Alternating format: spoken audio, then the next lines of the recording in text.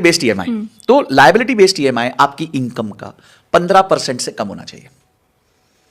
That's it. That is the absolute simple rule you should keep for life. ठीक है. तो अगर आप 1 लाख रुपए कमाते हो तो आप महीने की 15,000 रुपए की लायबिलिटी बेस्ड ईएमआई ले लो, कोई चक्कर नहीं है, मजे करो.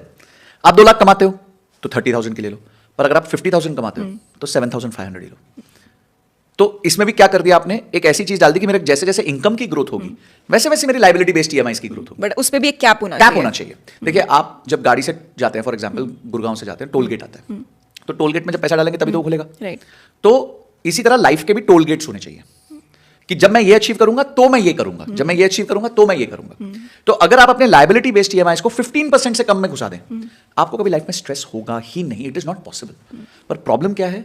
प्रॉब्लम है जब मेरे को एक मैसेज आता है इंस्टाग्राम पे, 85,000 रुपीज सैलरी, 1,20,000 रुपीज ईएमआई.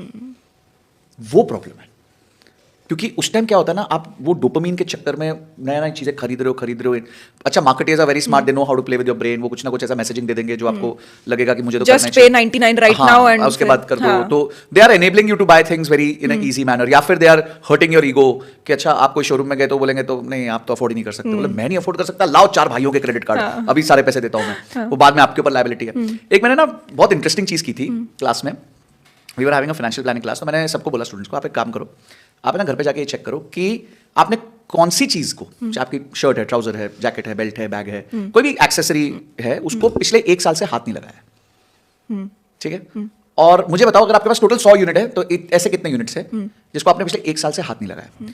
तो अगली बार क्लास में सब आए तो लड़का लोग बोले 60, 65, लड़की लोग बोली 80, 85. तो मैंने बोला, मुझे एक और बात बताओ कि what is the probability you touch those things again.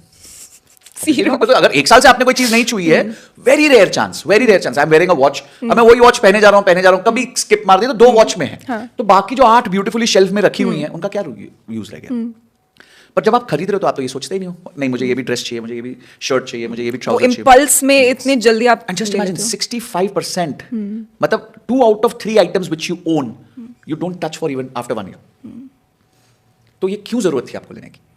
अब आप जाओ अपने आप को और गिल्ट दो कि इन सब का बिल जोड़ो कितना था.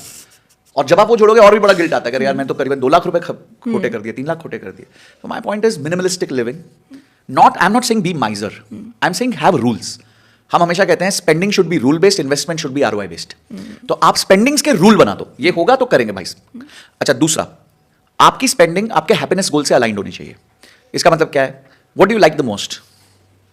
Like in general, let's say you'd say experiences. मैं ट्रैवल करना पसंद करती हूँ, या फिर मेरे को सर वो एनफील्ड बाइक चाहिए. मेरा एक स्टूडेंट है, मेरे को बोलता है sir I want that Enfield bike, वो बुड़ चाहिए मेरे को. एंड इज लाइक मेरे पास पैसे नहीं है, it's an EMI 5,000 rupees and all. तो हम उसके साथ बैठे तो देखा नेटफ्लिक्स सब्सक्रिप्शन एंड ऑल दो subscriptions put together was 1,100 rupees a month. मतलब इसमें से क्या क्या नहीं देखता बता.